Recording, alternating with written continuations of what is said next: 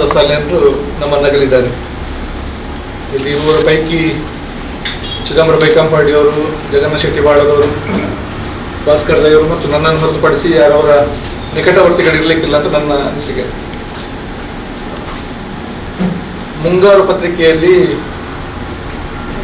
ಕೆಲಸ ಮಾಡಿ ಮುಂಗಾರು ಪತ್ರಿಕೆ ಪ್ರಸರಣ ನಿಲ್ಲಿಸಿದ ಮೇಲೆ ಒಂದಷ್ಟು ಮಂದಿ ಮುಂಗಾರಿನವರು ಹೊಸದಿಗಂತ ಪತ್ರಿಕೆಗೆ ಬಂದರು. ಶಿವಸುಬ್ರಹ್ಮಣ್ಯ ಕರ್ನಾಟಕ, ಪರಮಾನಂದ ಸಾಲಿಯನ್ನೆಲ್ಲ. ನಾನು ನನ್ನ ಕಾಲೇಜ್ ದಿವಸ ಮುಗಿಸಿ ನನಗೇನು ಅನುಭವ ಇರಲಿಲ್ಲ. ಪತ್ರಿಕೋದ್ಯಮದ ಬಗ್ಗೆ ಸ್ವಲ್ಪ ಆಸಕ್ತಿ ಇತ್ತು. ಹಾಗೆ ಸುಮ್ಮನೆ ಕುತೂಹಲಕ್ಕಾಗಿ ನಾನು ಈ ಫೀಲ್ಡಿಗೆ ಬಂದವ. ನಾನು ಹಾಗೆ ಹೊಸದಿಗಂತಕ್ಕೆ ನನ್ನ ವೃತ್ತಿಗೋಸ್ಕರ ಬಂದಾಗ ನನಗೆ ಪರಮಾನಂದ ಸಾಲಿಯನ್ರ ಜೊತೆ ಕೆಲಸ ಮಾಡುವಂಥ ಒಂದು ಅವಕಾಶ ಸಿಕ್ಕಿತ್ತು. ನಾನು ತುಂಬ ಬಾರಿ ಆಮೇಲೆ ಕೂಡ ಅದನ್ನು ನೆನಪು ಮಾಡಿಕೊಳ್ತಿದ್ದೆ. ಏನೇನು ನಮಗೆ ಪತ್ರಿಕೆಯ ಬಗ್ಗೆ ಪರಿಜ್ಞಾನ ಇರಲಿಲ್ಲ. ಪ್ರತಿಯೊಂದನ್ನು ನನಗೆ ಆರಂಭದ ದಿನಗಳಲ್ಲಿ ಬಹಳ ಪ್ರೀತಿಯಿಂದ ಕಲಿಸಿದವರು ಪರಮಾನಂದ ಸಾಲಿಯನ್. ಸಿಂಗಲ್ ಕಾಲಮ್ ನ್ಯೂಸ್ ಹೀಗೆ ಎಷ್ಟು ಶಬ್ದ ಇರಬೇಕು, ಎಷ್ಟು ಶಬ್ದ ಜಾಸ್ತಿ ಆದರೆ ಆಮೇಲೆ ಅದನ್ನು ಡಬಲ್ ಕಾಲಮ್ ಮಾಡಬೇಕು, ಟ್ರಿಬಲ್ ಕಾಲಮ್ ನ್ಯೂಸ್ ಹೇಳಿದ್ರೇನು, ಫೋಟೋ ಕ್ಯಾಪ್ಷನ್ ಹೇಳಿದ್ರೇನು, ಹೆಡ್ಡಿಂಗ್ ಹೇಗೆ ಕೊಡುವುದು, ವಿಶೇಷ ವರದಿಗಳು ಹೇಗೆ ಬೇಕು. ಈಗ ಸಾಮಾನ್ಯವಾಗಿ ಡೆಸ್ಕ್ನಲ್ಲಿದ್ದವರಿಗೂ ಸಹ ಗೊತ್ತಿರಲಿಕ್ಕಿಲ್ಲ. ನಾವೆಲ್ಲ ಮೊದಲು ಬರೆದು ಅದರಲ್ಲಿ ಎಸ್ ಇಂದ ಬರೆಯೋದು ಸಿಂಗಲ್ ಕಾಲಮ್ ನ್ಯೂಸ್ ಅಂತ. ಡಬಲ್ ಕಾಲಮ್ ನ್ಯೂಸ್ ಆದರೆ DC ಇಂದ ಅದರಲ್ಲಿ ಬರೆದ. ಹಾಗೆಲ್ಲ ಕಂಪ್ಯೂಟರ್ಗಳೆಲ್ಲ ಬಂದಿರಲಿಲ್ಲ ಆ ಕಾಲಘಟ್ಟದಲ್ಲಿ. ಪೇಜ್ ಮೇಕರ್ಗಳು ಮಾತ್ರ ಅದನ್ನು ಟೈಪ್ ಮಾಡಿ ಪೇಜ್ ಮಾಡ್ತಾ ಇದ್ರು. ಇದೆಲ್ಲವನ್ನು ನಮಗೆ ಒಂದು ಶಾಲೆಯಲ್ಲಿ ಅಧ್ಯಾಪಕರು ಕಲಿಸಿದ ರೀತಿಯಲ್ಲಿ ಕಲಿಸಿದವರು ನನಗೆ ಪರಮಾನಂದ ಸಾಲಿಯನ್ ಮತ್ತು ಶಿವಸುಬ್ರಹ್ಮಣ್ಯ ಕರ್ನಾಟಕವರು. ಕ್ರೀಡಾ ಪುಟಗಳನ್ನು ನಾನು ಪರಮಾನಂದ ಸಾಲಿಯನ್ ಜೊತೆ ನಿರ್ವಹಣೆ ಮಾಡ್ತಿದ್ದೆ. ಮತ್ತು ಆಗ ತಾನೇ ಕಾಲೇಜು ಮುಗಿಸಿ ರಮೇಶ್ ಗರ್ಲಾ ನಮ್ಮ ಜೊತೆ ಆದರು. ಬಹಳ ತಮಾಷೆಯ ಪ್ರವೃತ್ತಿಯಾಗಿ ಎಲ್ಲರಿಗೊಂದಿಗೆ ಬೆರೆಯುವ ಒಂದು ವ್ಯಕ್ತಿತ್ವ ಪರಮಾನಂದ ಸಾಲಿಯನ್ರು. ಅವರು ಕೂಡ ಬಹಳ ಚೆನ್ನಾಗಿ ಬರೀತಿದ್ರು. ನಾವೇನಾದರೂ ಸ್ಟೋರಿಗಳನ್ನು ಕೊಟ್ಟರೆ ಈಗ ತುಂಬ ಹೊತ್ತಾಗ್ತದೆ ನನಗೆ ಒಂದು ಹೆಡ್ಡಿಂಗ್ ಕೊಡಬೇಕು. ಯಾಕಂದರೆ ಪರಮಾನಂದ ಸಾಲಿಯನ್ರು ವರದಿಗೆ ತಕ್ಷಣ ಹೆಡ್ಡಿಂಗ್ ಕೊಡ್ತಾ ಇದ್ದರು. ನನಗೆ ಮೊದಲ ಬಾರಿಗೆ ನಾನು ನನ್ನ ಬೈಲೈನ್ ಸ್ಟೋರಿ ಬಂದದ್ದೇ ಪರಮಾನಂದ ಸಾಲಿಯನ್ ನನಗಲ್ಲಿರುವ ಕ್ರೀಡೆಯ ಬಗ್ಗೆ ನನಗಿರುವ ಒಂದು ಜ್ಞಾನವನ್ನು ಅರಿತು ಟೆನ್ನಿಸ್ನ ಬಗ್ಗೆ, ಫುಟ್ಬಾಲ್ನ ಬಗ್ಗೆ, ಕ್ರಿಕೆಟ್ನ ಬಗ್ಗೆ ತುಂಬ ಲೇಖನಗಳನ್ನು ನನ್ನಿಂದ ಬರೆಸಿದ್ದು. ನಾನು ಮೊದಲು ಫ್ರೆಂಚ್ ಓಪನ್ ಟೆನ್ನಿಸ್ ನನಗೆ ಈಗಲೂ ನೆನಪಿದೆ. ಆ ಕಟ್ಟಿಂಗ್ ಕೂಡ ನಾನು ಇಟ್ಕೊಂಡಿದ್ದೇನೆ ಈಗಲೂ. ಪರಮಾನಂದ ಸಾಲಿಯನ್ ಅಂದರೆ ನನ್ನ ಹತ್ರ ಪ್ರಥಮ ಬಾರಿಗೆ ಒಂದು ವಿಶೇಷ ವರದಿಯನ್ನು ಮಾಡಿ ಅದನ್ನು ಬಹಳ ಚೆನ್ನಾಗಿ ಪ್ರಕಟ ಮಾಡಿದ್ರು. ಡಿಂಬಾರಾಮ್ ಅಂತ ಭಾರತದ ಬಹಳ ದೊಡ್ಡ ಬಿಲ್ಗಾರಿಗಳು, ಅವನು ಬಾರ್ಸಿಲೋನಕ್ಕೆ ಸಿಲೆಕ್ಟ್ ಆಗಿದ್ದಾರೆ. ನಾನೊಂದು ಸ್ಟೋರಿ ಮಾಡಿದ್ದೆ. ಪರಮಾನಂದ ಸಾಲಿಯನ್ ತುಂಬ ಚೆನ್ನಾಗಿ ಹೆಡ್ಡಿಂಗ್, ಬಾರ್ಸಿಲೋನಕ್ಕೆ ಗುರಿ ಇಟ್ಟಿದೆ ರಾಮನ ಬಾಣ ಅಂತ ಹೆಡ್ಡಿಂಗ್ ಕೊಟ್ಟಿದ್ರು. ಸಂದೀಪ್ ಯಾವಾಗಲೂ ತಮಾಷೆಗೆ ನೆನಪು ಮಾಡಿಕೊಡ್ತಾ ಇದ್ರು. ವಿಟ್ನಿ ಅಂತ ಬೌಲರ್ ಇದ್ದ ಇಂಗ್ಲೆಂಡ್ನಲ್ಲಿ. ಅವನ 5-6 ವಿಕೆಟ್ ಬಿಡ್ದು ಭಾರತ ಟೆಸ್ಟ್ನಲ್ಲಿ ಬಹಳ ಹೀನಾಯವಾಗಿ ಸೋತಿತ್ತು. ವಿಟ್ನಿಯ ಬಾಲಿಗೆ ಭಾರತ ಚಟ್ನಿ ಅಂತ ಬರೋ ದಿವಸ ಪರಮಾನಂದ ಸಾಲಿಯನ್ ಹೆಡ್ಡಿಂಗ್ ಹಾಕಿದ್ರು. ಪತ್ರಿಕೋದ್ಯಮದ ಈ ವರದಿಗಾರಿಕೆ ಜೊತೆಗೆ ನಮ್ಮ ಭೂತಾರಾಧನೆ, ತುಳುನಾಡಿನ ಸಂಸ್ಕೃತಿ, ಇದರ ಬಗ್ಗೆ ಅವರಿಗೆ ಮತ್ತು ನಾಟಕ, ಈ ಕ್ಷೇತ್ರಗಳ ಬಗ್ಗೆ ತುಂಬ ಅಪಾರವಾದ ಆಸಕ್ತಿ ಇತ್ತು. ಅವರು ಪತ್ರಿಕೋದ್ಯಮವನ್ನು ಬಿಟ್ಟ ಬಳಿಕ ನನಗೆ ಗೊತ್ತಿರಲಿಲ್ಲ. ಈಗ ಭಾಸ್ಕರ್ ನೆನಪು ಮಾಡಿಕೊಂಡು ಹೊಸದಿಗಂತ ತೊರೆದ ಮೇಲೆ ಅವರು ಕರಾವಳಿ ಮಿತ್ರ ಪತ್ರಿಕೆಯಲ್ಲಿ ಕೆಲಸ ಮಾಡಿದ್ರು. ಅವ್ರದೇ ಆದಂಥ ಒಂದು ಅಜಯ್ ಅಂತ ಹೇಳುವ ಒಂದು ಮಾಸಿಕ ಪತ್ರಿಕೆಯನ್ನು ಕೂಡ ಅವರು ನಡೆಸ್ತಿದ್ರು. ವಿಶೇಷವಾಗಿ ತುಳು ರಂಗಭೂಮಿಯಲ್ಲಿ ಮತ್ತು ತುಳು ಜನಪದ ಕ್ಷೇತ್ರದಲ್ಲಿ ಪರಮಾನಂದವರಿಗೆ ಅಪಾರವಾದ ಜ್ಞಾನ ಇತ್ತು. ಇವತ್ತು ಬಹಳ ಜನಪ್ರಿಯವಾಗಿರುವಂತಹ ಮತ್ತು ಬಹಳ ಸೂಪರ್ ಹಿಟ್ ಏನು ಕೊಡಿಯಾಲ್ ಬೈಲ್ ಶಿವದೂತ ಗುಡಿಗೆ, ಅದರ ಒಂದು ಮೂಲ ಕಥೆ ಮತ್ತು ಅದರ ಸಂಭಾಷಣೆಯನ್ನ ಪರಮಾನಂದ ಸಾಲಿಯನ್ ಬರೆದರು. ಪರಮಾನಂದ ಸಾಲಿಯನ್ ಬರೆದ ಒಂದು ಅಬ್ಬರದ ಬೊಬ್ಬರಿ ನನಗೆ ನೆನಪು. ಆ ಯಕ್ಷಗಾನ ಕೂಡ ಬಹಳ ಸೂಪರ್ ಹಿಟ್ ಪ್ರಸಂಗ ಇತ್ತು. ತುಂಬ ತುಳು ವೃತ್ತಿಪರ ಮೇಳಗಳು ಆ ಪ್ರಸಂಗವನ್ನು ಪ್ರದರ್ಶನ ಮಾಡಿದ್ದು. ಈ ರೀತಿ ಒಂದು ಬಹುಮುಖ ಪ್ರತಿಭೆ ಪರಮಾನಂದ. ತುಂಬ ಬಾರಿ ವಿದೇಶಗಳಿಗೆ ಅಥವಾ ಮುಂಬಯಿಯ ಕನ್ನಡಿಗರಿಗೆ, ಮುಂಬಯಿಯ ತುಳುವರವರನ್ನು ಕರೆಸಿಕೊಂಡು ಒಬ್ಬ ಸಂಪನ್ಮೂಲ ವ್ಯಕ್ತಿಯಾಗಿ ಕೆಲಸ ಮಾಡಿದವರು. ನಾನು ನೋಡಿದೆ ಈಗ ಕಳೆದ ವರ್ಷ 2 ವರ್ಷದ ಹಿಂದೆ ಸರಿಯಾಗಿ ಜುಲೈ 30ಕ್ಕೆ ನಾವು ಏನು ಪ್ರೆಸ್ ಕ್ಲಬ್ ಗೌರವ ಅತಿಥಿ ಕಾರ್ಯಕ್ರಮ ಮಾಡಿದೆ. ಒಂದು ಕಾರ್ಯಕ್ರಮವನ್ನು ಉದ್ಘಾಟನೆ ಮಾಡಲಿಕ್ಕೆ ಪರಮಾನಂದ ಸಾಲಿಯನ್ ಇಲ್ಲಿಗೆ ಬಂದಿದ್ರು. ಆಮೇಲೆ ಒಂದು ತುಳು ಅಕಾಡೆಮಿಯಲ್ಲಿ ತಾರನಾಥ್ ಕಾಪಿಕಾಡು ನನ್ನನ್ನು ಮತ್ತು ಅವರು ಒಂದು ಕಾರ್ಯಕ್ರಮ ಕರೆದಿದ್ದು. ಅಂದರೆ ಅವ್ರ ಜೊತೆ ಮತ್ತೆ ಒಡನಾಟ ಮಾಡಿದ ದಿನಗಳನ್ನು ಕೂಡ ಸ್ಮರಿಸಿಕೊಟ್ಟಿದ್ದೇನೆ. ಅದೇ ತುಂಬ ಮಂದಿ ನನ್ನಂಥ ಹೊಸ ಮುಖವಾಗಿ ಪತ್ರಿಕೆಗೆ ಪ್ರವೇಶ ಮಾಡಿದವರಿಗೆ ಮಾರ್ಗದರ್ಶನ ನೀಡಿದವರು ಪರಮಾನ ಸಾಲಿಯರು ಮತ್ತು ತುಂಬ ಒಳ್ಳೆಯ ವ್ಯಕ್ತಿ. ಎಲ್ಲರೂ ಬಹಳ ಸ್ನೇಹದಿಂದ ಬೆರೆಯುವರು. ಅವರಿಗೆ ಅವರು ಅವರ ಕಚೇರಿಯಲ್ಲಿರ್ಬೋದು ಅಥವಾ ಹೊರಗೆ ಯಾರಾದರೂ ಸಿಕ್ಕಿದ್ರೆ, ಮತ್ತು ಅವರು ಮಾತನಾಡುವ ತುಳುವೇ ಬಹಳ ಚೆನ್ನಾಗಿತ್ತು.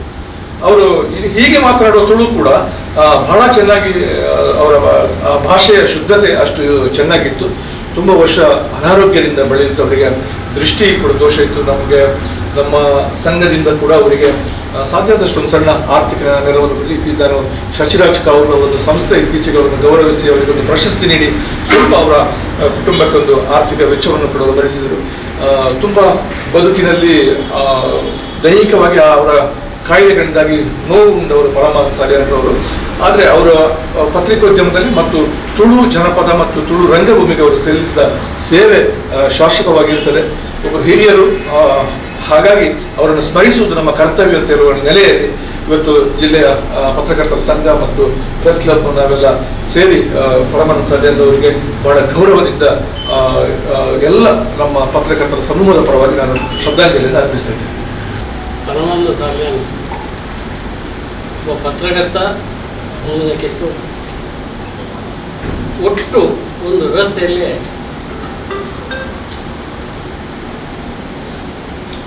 ಸಾಮಾಜಿಕ ಇರ್ಬೋದು, ರಾಜಕೀಯ ಇರ್ಬೋದು, ಧಾರ್ಮಿಕ ಇರ್ಬೋದು ಅಥವಾ ಕ್ರೀಡೆ, ಈ ಎಲ್ಲ ಕ್ಷೇತ್ರಗಳಲ್ಲೂ ಕೂಡ ಕೈಯಾಡಿದಂಥವರು ಪರಮಾನಂದ ಸಾಲಿಯನ್.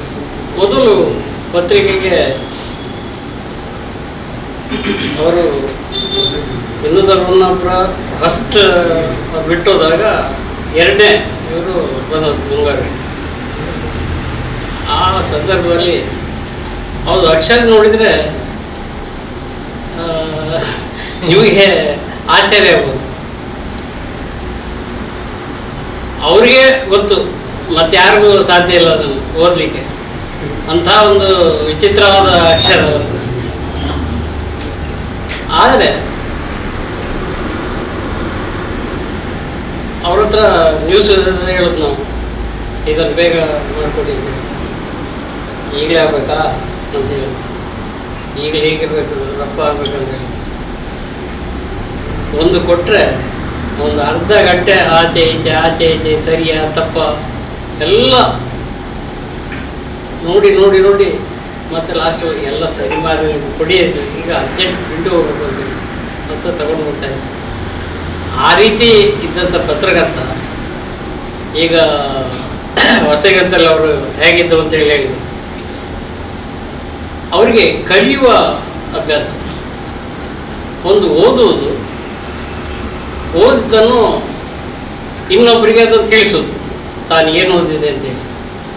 ಅಂದರೆ ಈಗ ಹೆಚ್ಚಿನವ್ರು ಹೇಗೆ ಅಂತ ಹೇಳಿದ್ರೆ, ನಾವು ಓದೋದೇ ಇಲ್ಲ, ಯಾವುದನ್ನು ಕೂಡ ಇದೆಂತ ಇದು ಆ ರೀತಿ ನಮಗೆಲ್ಲ ಗೊತ್ತು ಅಂತೇಳಿ ಹೇಳಿದ್ರು ಕೂಡ ಅವರು ಮೂಲತಃ ಒಂದು ಲೇಖನವನ್ನು ಆರಂಭದಿಂದ ಅಂತ್ಯದವರು ಕೂಡ ಸುಲಲಿತವಾಗಿ ಓದಿ ಅವರು ಅರ್ಥ ಮಾಡಿಕೊಂಡು ನಂತರ ಅದನ್ನು ಮತ್ತೆ ಬರೆಯೋದನ್ನು ತಿದ್ದುಪಡಿ ಮಾಡೋದು. ಇದು ಪತ್ರಿಕೆಯಲ್ಲಿ, ದಿನಪತ್ರಿಕೆಯಲ್ಲಿ ಹೇಗಾಗ್ತಿತ್ತು, ಒಂದು ಸುದ್ದಿಯನ್ನು ಹೀಗೆ ಕೊಟ್ಟರೆ 5 ನಿಮಿಷಕ್ಕೆ ರಪ್ಪ ಅಂದರೆ ರಪ್ಪ 5 ನಿಮಿಷಕ್ಕೆ ಆಗಬೇಕು ಆ ಟೈಮಲ್ಲಿ. ಆದರೆ ಇವರು ಎಲ್ಲ ಟೈಮ್ ತೆಗೆದಿದ್ದು, ಬೇಗ ಮಾಡಿ ಅಂತೇಳಿ ಹೇಳಿ ಅದೇ ಒಂದು ನಮಗೆ ಕಸುವಾಗಿತ್ತು. ಆದರೆ ಇವರು ತುಳು ಜಾನಪದ ನಾಟಕಗಳ ಬಗ್ಗೆ ಅಪಾರವಾದ ಗೌರವ ಮತ್ತು ಆಸಕ್ತಿ ಕೂಡ. ಅವ್ರು ಯಾವಾಗಲೂ ಈಗ ನಾವು ಪತ್ರಿಕೆಯಲ್ಲಿ ಏನಾದರೂ ಹೇಳಿದರೆ, ಅದಾಗಲ್ಲ ಮಾರೆ, ತುಳು ರಂಗಭೂಮಿ ಇದು ಹೀಗಿದೆ ಅಂತೇಳಿ ಅವರು ತುಳು ರಂಗಭೂಮಿಗೆ ಹೋಗೋರು. ಅದು ಬಿಟ್ಟು ಮಾರೆ ತುಳು ರಂಗಭೂಮಿ ಅಂತೇಳಿ ಇದು ಪೇಪರ್ದಲ್ಲಿ ಇದ್ದೀವಿ, ಅದು ಪೇಪರ್ ಆಯಿತು. ಸೊ ಹೀಗೆ ಅವರು ಕೂತಲ್ಲಿ ನಿಂತಲ್ಲಿ ಎಲ್ಲ ಕೂಡ ತುಳು ಇದ್ರ ಬಗ್ಗೆ ಅವರಿದ್ದದ್ದು. ಆ ಒಂದು ಕಾಲಘಟ್ಟವನ್ನು ನೋಡಿದಾಗ ಈಗಿನ ಯುವಕರಿಗೂ ಮೊದಲನೇ ಯುವಕರಿಗೂ ಇದ್ದಂಥ ಒಂದು ವ್ಯತ್ಯಾಸವನ್ನು ಕಾಣ್ತದೆ. ಆಗ ಭಾಳ ಕೊಡುವಿದ್ರು, ಭಾಳ ಹೇಗೆ ಅಂದರೆ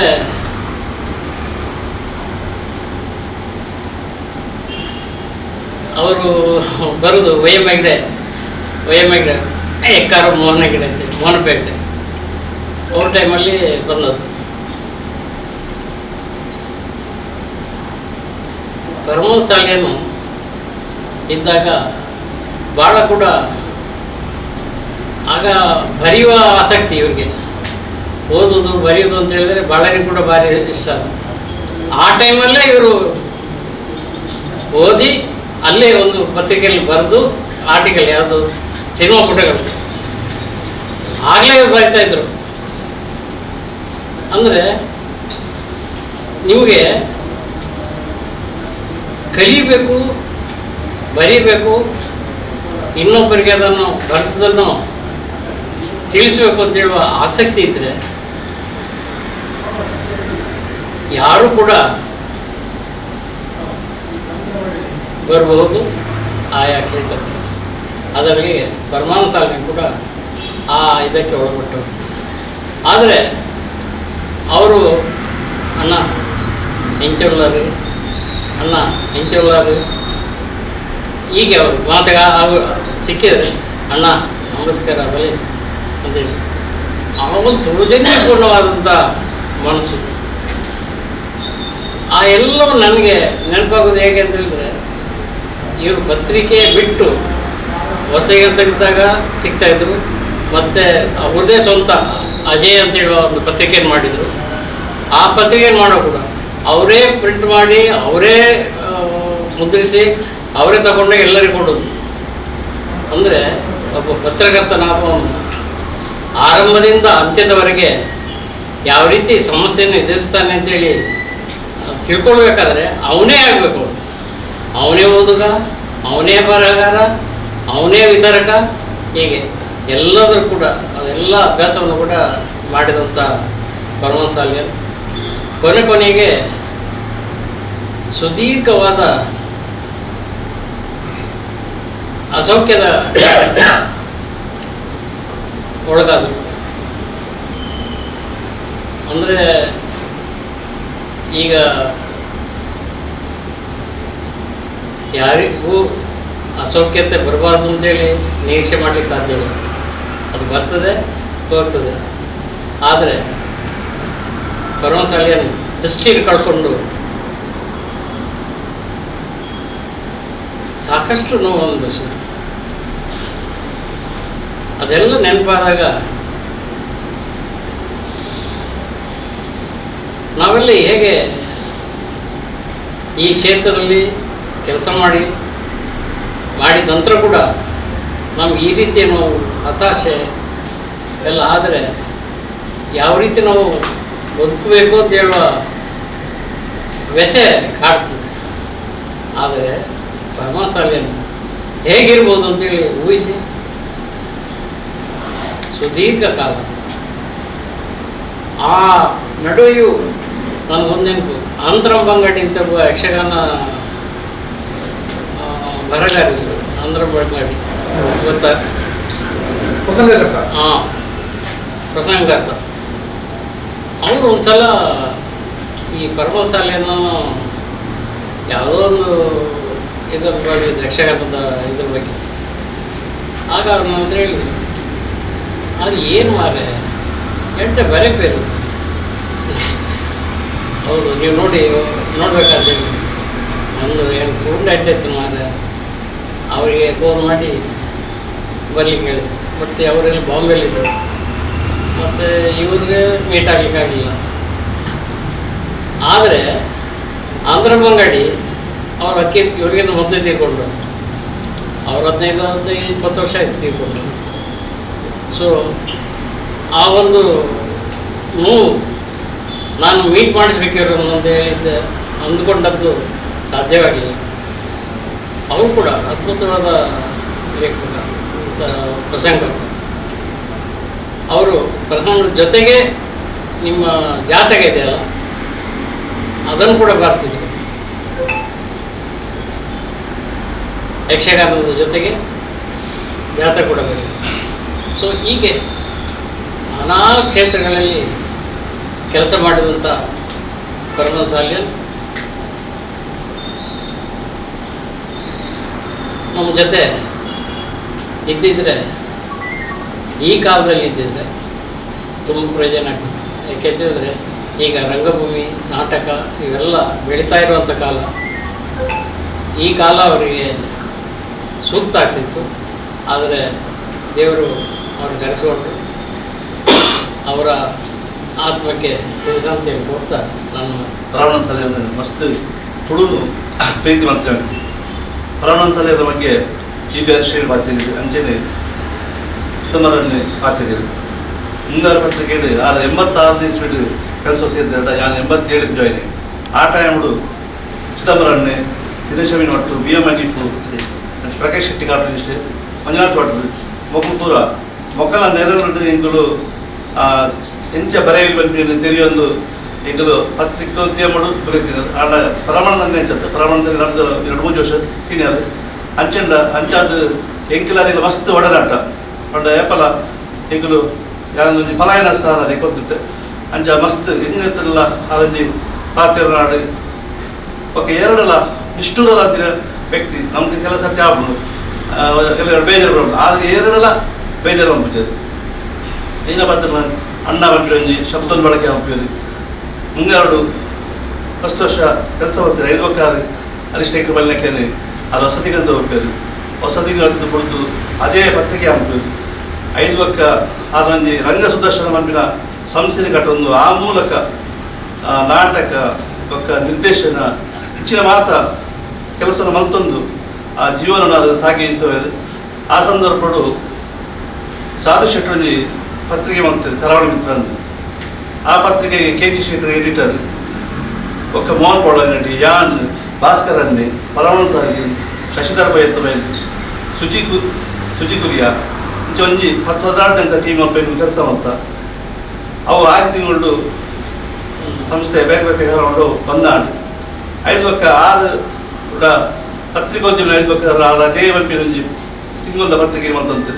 ನಾನು ಕೂಡ ಮುಂಗಾರು ಹೊಸಂಜೆ ಭಯ ಆಡಲೇಖನ ಸಂಪರ್ಕ ಒಂಜಿ ಒಡನಾಟ ಒಂಜಿ ನಿರಂತರವಾಗುತ್ತದೆ.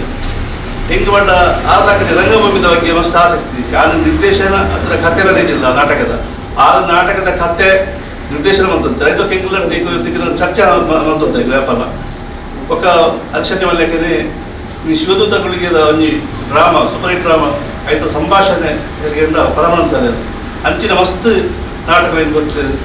ಹಬ್ಬರದ ಬೊಬ್ಬರಿಗೆ ಬೇತೆ ಬೇತೆ ಆ ರಂಗ ಸುದರ್ಶನೋಡು ಮಸ್ತ್ ಜನ ಕಲಾವಿದರಂತ ಯಾರು ಬಂದಿರು. ನರೇಶ್ ಕುಮಾರ್ ಸಸಿಲ್ ನಂಚಿನ ಅದೇನು ಒಂದು ಪತ್ರಿಕೋದ್ಯಮಗಳ ಸೇರ್ತಾ ಇರು. ಇನ್ನು ಮಸ್ತ್ ಬೇಜಾರಪ್ಪಿಂದ ಬಂಡ ಪರಮಾನಂದ ಸೈಪಿನ ಜತ್ತವು 2 ವರ್ಷಕ್ಕೂ ಮುಂಚೆ ಮಸ್ತ್ ಬಂಗೋಡು ಊರ್ನಾಗ ಹರಿಶೇಖರ ಬಂಡೆ ಹರ್ಷನ್ನ ಪರಮಾನಂದ ನಮ್ಮ ಸಂಘದ ಟೈಮ್ ಮೆಂಬರ್ ಆದಿತ್ತೀರಿ. 87-88 ಇನ್ಸ್ಟಿಟ್ಯೂಟ್ ಮೊದಲ ಸಂಘಗಳದೆಲ್ಲ ಹೆಲ್ಪ್ ಮಾಡ್ಕೊಂಡಾಗ 25,000 ರೂಪಾಯಿ ಅರೆಗೆ ನಮ್ಮ ಕೊರಿಯಾ ಅಂಡ್ ಅದನ್ನ ಕಣ್ಣು ದೃಷ್ಟಿ ಬಂದಾಗಿ ಬೇತೆ ಬೇತೆ ನೆಟ್ಟು ಹರಿಗೆ ಸಮಸ್ಯೆ ನನಗೆ ಏನರ್ದ ನಮ್ಮ ಪಂಡಿನ ಕೆಲಸ ಮಾಡ್ತೀನಿ ಪಂಡ್ರೆವಲ್ಲಿ ಅಂಡಲ್ಲ ನಮ್ಮ ಹರಿಗೆ ಏತು ಸಾಧ್ಯ ಅಂಡಿ ಪ್ರಕಾಶ್ ಶೆಟ್ಟರ್ ಬಣ್ಣದ ನೆರವು ಯೋಜನೆ ಅಮೌಂಟ್ ರೂಪಾಯಿ ఒక ಸುರತ್ತು ಬಂಡ ಸಂಘದೊಟ್ಟಿಗೆ ಮಸ್ತ್ ನಿಕಟ ಸಂಪರ್ಕ ಅಲ್ಪಲೇನು ಗೌರವ ಅಂತ ಅಲ್ಪ ಎನ್ವಿರಾನ್ಮೆಂಟ್ ರೂಪಾಯಿ ಹಂಗೆ ಬೇತೆ ಬೇತೆ ಸಂದರ್ಭ ಮತ್ತು ಗುರುಕುಲ ಬಂಡ ಸಂದರ್ಭ ಅದು 1 ಲಕ್ಷ ಕೊರಿಯಿಲ್ಲ 6 ಬಂಡ 6 ಪರಮಾನಂದ ಸಾಲಿ ಬಂಡ 6 ಮಾತ ಸಂಘದೊಟ್ಟಿಗೆಲ್ಲ ಬೇರೆ ಬಿಡಾರು ಇಲ್ಲಿ ಬಾಂಬೆಡಾಡು ಅವ್ರು ಹೈಯೆಸ್ಟ್ ಬಣ್ಣ ಸಂಘದೊಟ್ಟಿಗೆ ಜಾಸ್ತಿ ನಿಕಟ ಸಂಪರ್ಕ ಇರ್ತದೆ ಪರಮಾನಂದಲ್ಲಿ. ಮಾತ್ರೆಗಳು ಬೋದಪ್ಪ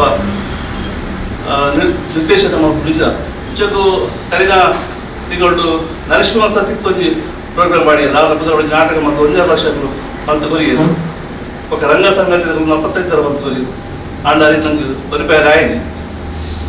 ಅದ್ರ ಬಗ್ಗೆ ಜಾಸ್ತಿ ಅಂತ ಅಲ್ಪಾತ್ರೆ ಹೋಗುದು ಆ ಆತ್ಮಗೂ ಶಾಂತಿ ತಿಕ್ಕಡಬಟ್ಟು ದೇವರ ಪ್ರಾರ್ಥನೆ. 80ರ ದಶಕದಲ್ಲಿ ಮುಂಗಾರು ಪತ್ರಿಕೆಯಲ್ಲಿ ಒಂದು ಕೆಲಸ ಮಾಡುವ ಅವಕಾಶ ನನಗೆ ದೊರಕಿತು. ಆಗ ವಡ್ಡರ್ಸೆ ರಘುರಾಮ್ ಶೆಟ್ಟಿ ಮತ್ತು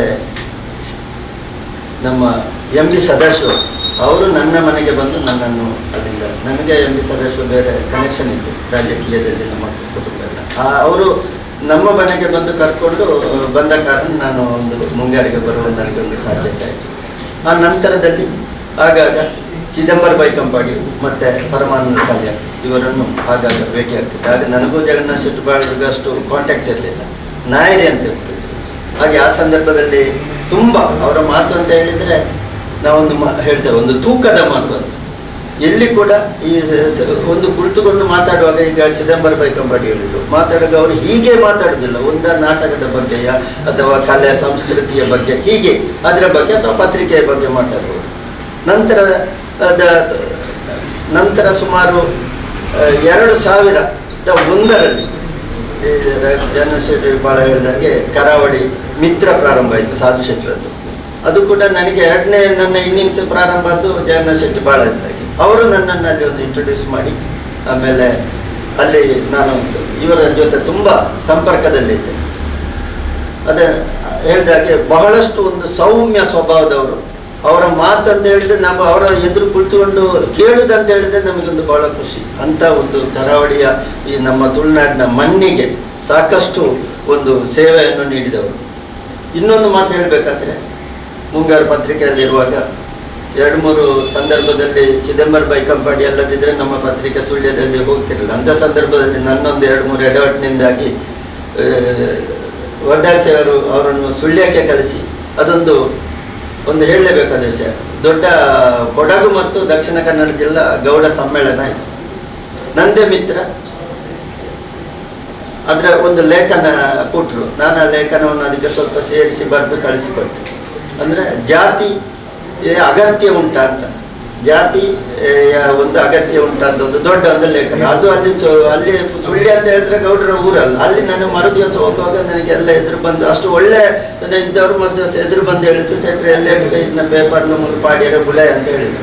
ನಾನು ಇಮಿಡಿಯೇಟ್ ರಘುರಾಮ್ ಶೆಟ್ಟಿಗೆ ಫೋನ್ ಮಾಡಿದೆ. ಮರುದಿವಸ ಚಿದಂಬರ ಬೈಕಂಪಾಡಿಯನ್ನು ಕಳಿಸಿಕೊಟ್ರು. ಮರುದಿವಸ ಅಲ್ಲಿ ಒಳ್ಳೆ ರೀತಿಯಲ್ಲಿ ಇದು ಜಾತಿ ಸಂಘಟನೆ ಬಹಳ ಅಗತ್ಯ ಸಮಾಜಕ್ಕೆ ಅಂತ ಹೇಳುವ ಒಂದು ಲೇಖನ ಬಂತು.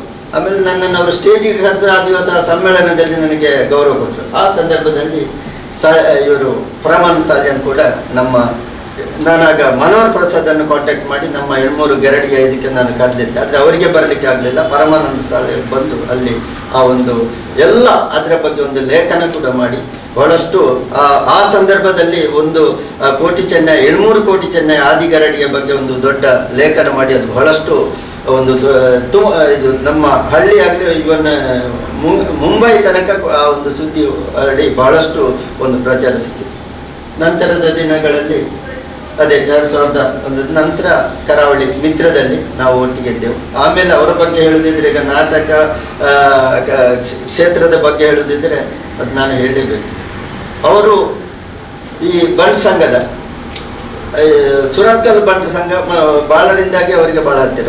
ಪ್ರತಿ ವರ್ಷ ಕೂಡ ಮುಂಬೈಯಲ್ಲಿ ಆಗಲಿ ಎಲ್ಲಿ ಕಾಂಪಿಟೇಷನ್ ಆಗಲಿ ನಮ್ಮ ಸುರತ್ಕಲ್ ಬಂಟ್ ಸಂಘದವರು ವಿನ್ ಆಗೋದು. ಬೇರೆಯವರು ಇದ್ರೆ ಅದೇ ಎಲ್ಲ ಕೇಳುದು ಇದು ಡೈರೆಕ್ಷನ್ ಅದು ಪರಮಾನಂದ ಸಾಲಿ ಏನಿತ್ತಂದ್ರೆ ಬೇತೆ ಆಡೆಗೆ ಬೇತೆ ನಮ್ಮ ಕಾಂಪಿಟೇಷನ್ ಪೂರ್ಣಿ ಬೊರ್ಚ್ ಅಂತ ಹೇಳುವ ಮಟ್ಟದಲ್ಲಿತ್ತು ಕೊನೆಯವರೆಗೂ.